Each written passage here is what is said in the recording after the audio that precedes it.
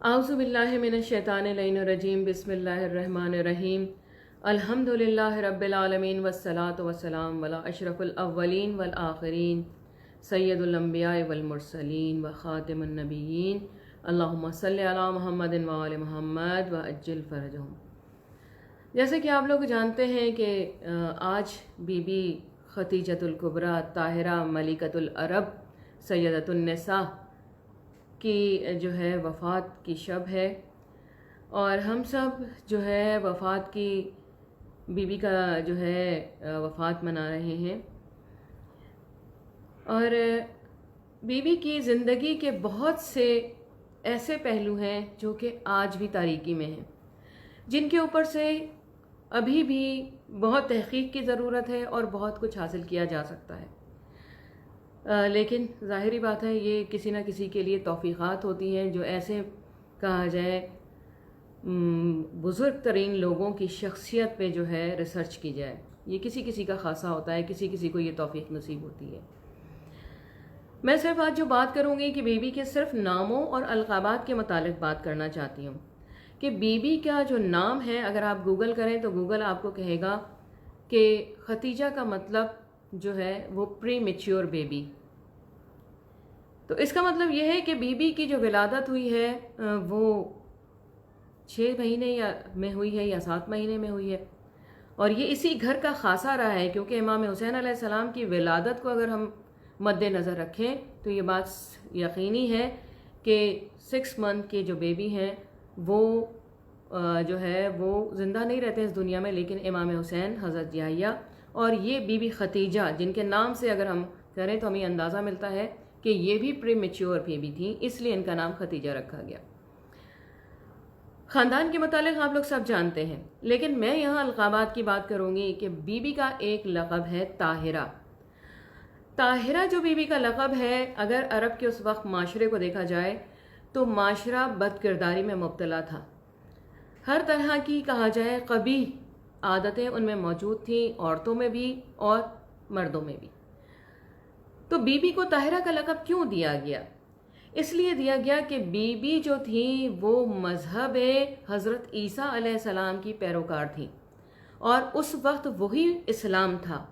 وہی دین تھا جس پہ بی بی چل رہی تھیں۔ اس کا مطلب بی بی ایمان نہیں لائیں بلکہ اپنے ایمان کی تجدید کی ہے، اور جو لوگ اس وقت حضرت عیسیٰ علیہ السلام کے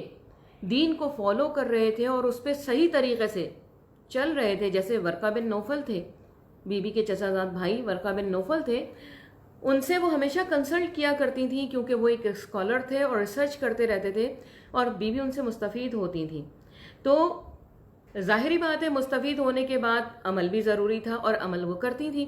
تو لوگوں نے جب ان کی طہارت کا، یعنی کہ ان کی پاکیزگی اور ان کی کہا جائے ہر طرح کی نفاست کا مظاہر دیکھا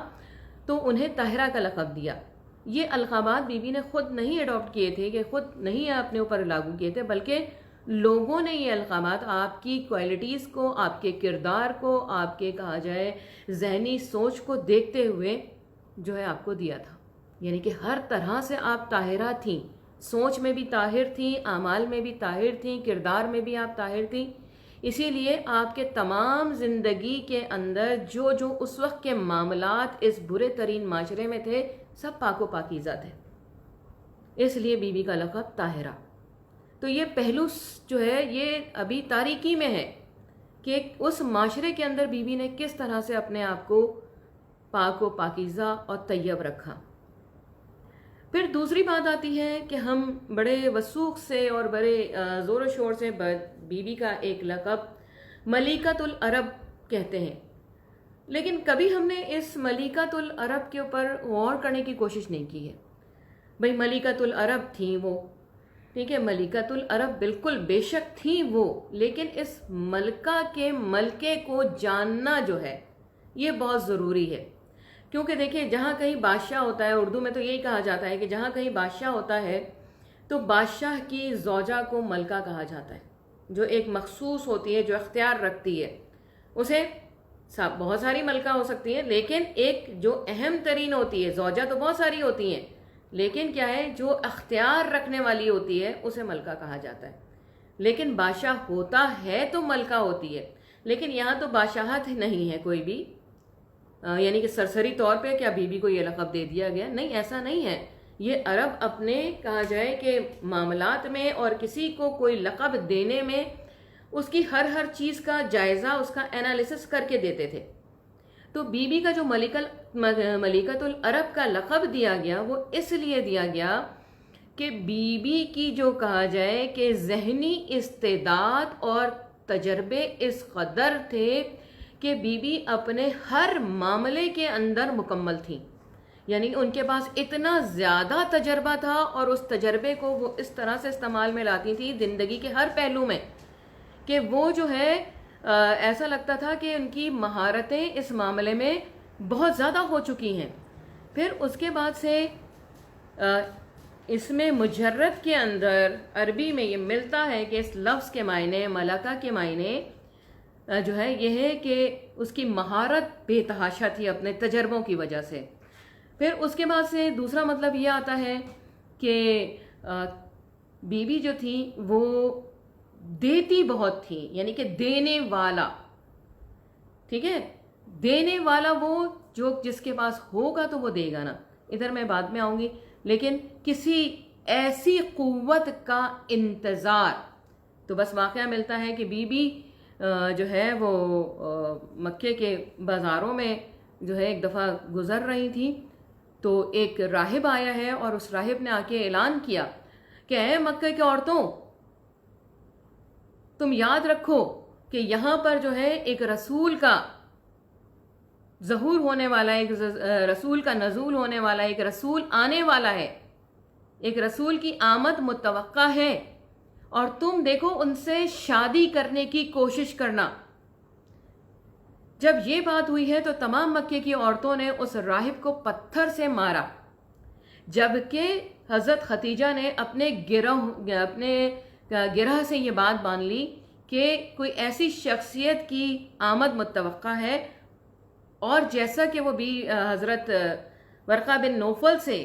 کنسلٹ کرتی رہتی تھیں تو یہ بات یقینی تھی کہ وہ بھی منتظرین حضرت محمد صلی اللہ علیہ وآلہ وسلم میں سے تھی، اور یہ بات انہوں نے گرہ سے باندھ لی، اور اس وقت سے وہ مشتاق ہو گئی کہ جب نبی اکرم صلی اللہ علیہ وآلہ وسلم جو ہے وہ آئیں گے اس دنیا میں تو وہ ان کے ساتھ ان کی شریک حیات بننے کی خواہش اس دن سے ان کے دل میں آنے لگی۔ تو دیکھیے یہ کسی ایسی مضبوط و قوت کے انتظار کو ملکہ کہتے ہیں۔ پھر اس کے بعد سے بات آتی ہے کہ ان کا ملکہ کے اندر وہ کون سا پہلو ہے جس کو میں نے آپ کے سامنے بھی بیان کیا کہ وہ دینا، ذہبی قوت، دینے کی قوت۔ جب دینے کی قوت کی بات آتی ہے تو پروردگار عالم اپنے نبی سے ارشاد فرماتا ہے سورہ والضحیٰ کے اندر کہ یا نبی، جب ہم نے آپ کو تنگ دست پایا، ٹھیک ہے، وَوَجَدَكَ عَائِلًا فَأَغْنَىٰ، کہ ہم نے جب آپ کو تنگ دست پایا تو ہم نے غنی کر دیا۔ تو دیکھیں یہ آیت جو ہے یہ شان حضرت ختیجہ علیہ السلام میں نازل ہوئی کہ اس سے پہلے ملتا ہے تاریخوں میں کہ نبی صلی اللہ علیہ وآلہ وسلم کے پاس اس قدر دولت نہیں تھی، یہاں تک کہ خود نبی اکرم صلی اللہ علیہ وسلم جو ہے وہ مال تجارت جنبی بی ختیجۃ الکبریٰ کا لے کے گئے تھے اور تجارت کی تھی شام میں۔ تو اتنا مال تھا کہ جب اسلام آیا ہے، اعلان ہوا اسلام کا، تو بی بی کا یہ کام تھا کہ انہوں نے اپنی تمام دولت کے جو ہے وہ سکے بنوائے اور لوگوں کو اعلان کر دیا کہ جو مسلمان ہوگا اسے سکے دیے جائیں گے، سونے کے سکے دیے جائیں گے۔ اور جب سونے کے سکے دیے جانے لگے تو لوگ وہ تھے جو کہ صبح کو ڈھیری لگتی تھی تو مسلمان ہوتے تھے، اور شام تک وہی لوگ جو ہے وہ کافر ہو جاتے تھے اور ڈھیری دیکھ کے پھر مسلمان ہوتے تھے، اور ایک ایک جو ہے سکہ سونے کا بی بی کے لے کے جاتے تھے۔ یہ تو بی بی کے دینے کی طاقت آ گئی۔ اب بی بی کے اختیار کی بات کی جائے تو ملکہ وہ ہوتی ہے جس کی پراپرٹی ہر جگہ پہ ہو، جس کا کہا جائے کہ اختیار ہر جگہ چلتا ہو. تو بی بی کو جب ملکۃ العرب کہا گیا ہے تو اس کا مطلب یہ ہے کہ بی بی کا اختیار تمام عرب کے ملکوں میں چلتا تھا. یہ نہیں تھا کہ قریش میں چلتا تھا یا مکے میں چلتا تھا، نہیں، بی بی کا تمام عرب کے ممالک میں، یعنی کہ عراق ہو، شام ہو، سمجھے، لیبیا ہو، اور اس کے بعد جتنے بھی عرب ممالک ہیں، میں ایک لمبی فہرست ہے، ایک لمبی کہا جائے کہ ملکوں کے نام ایک پوری فہرست ہے جس میں بی بی کا اختیار چلتا تھا اور مال تجارت وہاں جاتا تھا، اور مال تجارت میں کوئی کوالٹی کمپرومائز نہیں ہوتا تھا. تو اندازہ لگا لیں کہ ہر جگہ پہ بی بی کے مال کے جانے کی وجہ سے لوگ، اور سینٹرل کیا تھا ان کا، مکہ تھا، اور اس کے بعد ان کے مختلف بیسز تھے جہاں پہ وہ مال تجارت ان کے بیس میں رکھا جاتا تھا، یعنی کہ ہر عرب کے ملک میں ان کی پراپرٹی موجود تھی. تو یہ بی بی کا اختیار تھا جو کہ وہ مختلف ملکوں میں بادشاہت ہونے کے باوجود جو ہے بی بی استعمال کرتی تھی. جیسے آج کوئی بھی بہت بڑی کمپنی جو ہے وہ کسی بھی ملک میں انویسٹ کرنے کے بعد سے وہاں کے ملک میں تسلط قائم کر لیتی ہے، یعنی کہ نادیدہ طور پہ جو ہے وہ ملکی معاملات میں جو ہے اپنے معاملات کو جو ہے استعمال کر رہی ہوتی ہے. ملکی معاملات کے اندر جو ہے وہ اسے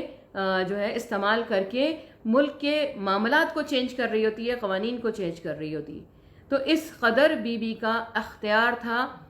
کہ بی بی جو ہے وہ بادشاہوں کے معاملات کو تبدیل کر دیتی. تو یہ ملکۃ العرب کا مطلب ہے، اور ملکۃ العرب کہنے تے بھی یہ سوچنا چاہیے کہ کس با اختیار خاتون کی بات ہو رہی ہے، کہ ان کا مکے کے اندر نہیں اختیار تھا، مکے میں صرف نہیں تھی، یا مدینے کے اندر نہیں، عرب کے تمام ملکوں کے اندر بادشاہوں سے زیادہ طاقت رکھتی تھیں. اور اتنے بادشاہ ہونے کے باوجود بھی کسی بادشاہ کی با اختیار بیویوں کو ملکۃ العرب کا آج تک خطاب نہیں ملا ہے، سوائے ہماری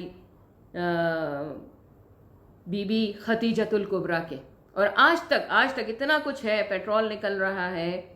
حج ہو رہے ہیں، اتنے زیادہ عراق کے اندر کروڑوں زائرین بھی جا رہے ہیں، کسی کو تو ملکۃ العرب کا خطاب دوبارہ مل سکتا تھا؟ نہیں، یہ وہ واحد خطاب ہے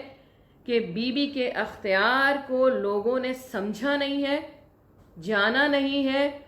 ہاں، کیونکہ جب اتنی بڑی کہا جائے کہ قوت ہوتی ہے تو جلنے والے بھی لوگ اسی طرح سے ہوتے ہیں، حسد کرنے والے بھی لوگ اسی طرح سے ہوتے ہیں. تو بس یہ حسد اور جلن تھی کہ بی بی کو شعیب ابی طالب میں اپنی تمام دولت اسلام کے لیے جو ہے وقف کرنے کے بعد، استعمال کرنے کے بعد، اتنی بڑی شخصیت کو ایک چھوٹی سی جگہ شعیب ابی طالب کے اندر مقید کر دیا گیا. تو بس یہ چھوٹا سا میرا ایک انالیسس تھا. یقینی طور پر بی بی کی ذات کا اور بھی پہلو ہیں، اور امید ہے کہ شاید یہ میری ویڈیو کسی کے لیے بہت کام آئے، اور وہ اس کے بی بی کی زندگی کے اور جو پہلو ہیں جن پہ آج تک پردہ پڑا ہوا ہے وہ کوئی اس پہ ریسرچ کرے، اور شاید مجھے توفیق مل جائے، میں کر سکوں. لیکن امید ہے کہ ہماری بہت ساری خواتین اس معاملے کے اوپر نظر کریں گی، اور بی بی کی اس زندگی پر، بی بی کی زندگی کے اور معاملات پر. اور بھی یہ بھی بات ہے کہ صرف یہی نہیں تھا، پورا ایک اقتصادی سسٹم، فائنانس کا سسٹم، کاروبار کا سسٹم، کنسورشیم کا سسٹم، بینکنگ کا سسٹم، یہ سارے سسٹم بی بی نے انٹروڈیوس کرائے تھے اس وقت عرب کے اندر. تو مت اندازہ لگا لیں کہ ان کی ذہنی استعداد اور مہارت کیا تھی. تو بس مجھے اجازت دیجیے. والسلام. سیدہ رباب کا.